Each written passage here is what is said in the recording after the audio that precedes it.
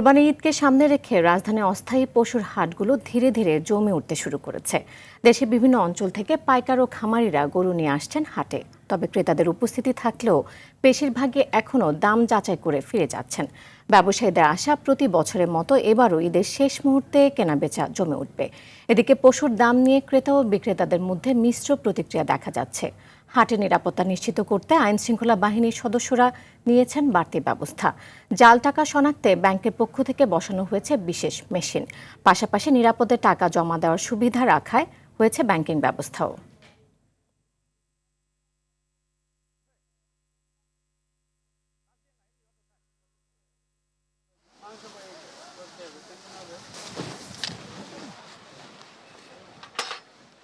একটা গরুর দাম মনে করেন যে 6 লক্ষ, সেই গরুর দাম বলছে হলো 3,20,000, 2,80,000।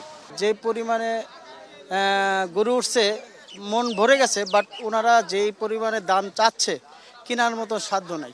আমরা গরু কিনে আনিছি 2,00,000-2,50,000 টাকা দিই, তারা 1,20,000 টাকা দাম বলছে। 15 বছর থেকে একটু বেশি দাম, খাদ্য ফিডের দাম বেশি, তো এই কারণে একটু বাড়তি আছে দাম। এই হাটে কখনো গরু থাকে না, এই হাটের ঈদের আগের দিন গরু দড়ি বিক্রি হয়। দর্শক, এই মুহূর্তে রাজধানীর দিয়াবাড়ি পশুর হাট থেকে সরাসরি যোগ দিচ্ছেন সহকর্মী আব্দুর রহিম।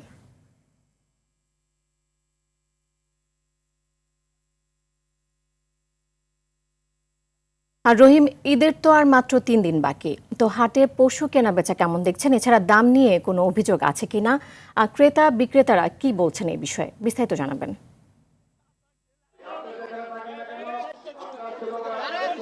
আমরা সকাল থেকেই কিন্তু রাজধানীর দিয়াবাড়ি বাজারে রয়েছি।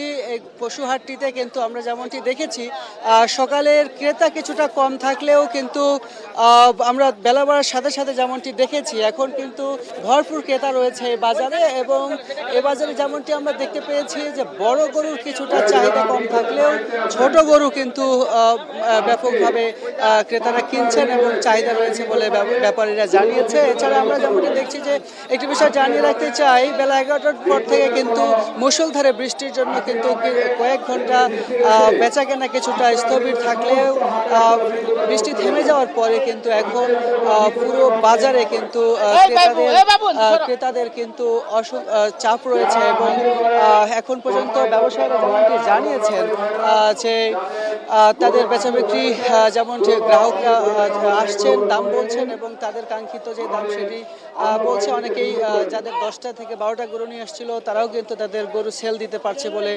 ব্যবসায়ীরা জানিয়েছে। এছাড়া ক্রেতাদের সাথে আমরা কথা বলেছি, তারাও কিন্তু গরু কিনে বেশ সন্তুষ্ট এই বাজার থেকে।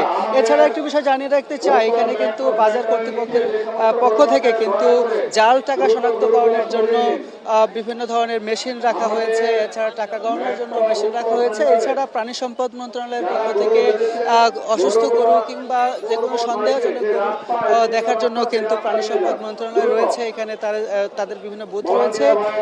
এছাড়াও যদি একটু জানিয়ে রাখতে চাই, পুলিশ থেকে শুরু করে সার্বক্ষণিক নিরাপত্তার ব্যবস্থা করা হয়েছে পুরো বাজার জুড়ে। সব মিলিয়ে বলা যায় যে এই যে কুরবানির পশুর হাট, সেখানে বেচা বিক্রি ভরপুর জমে উঠেছে।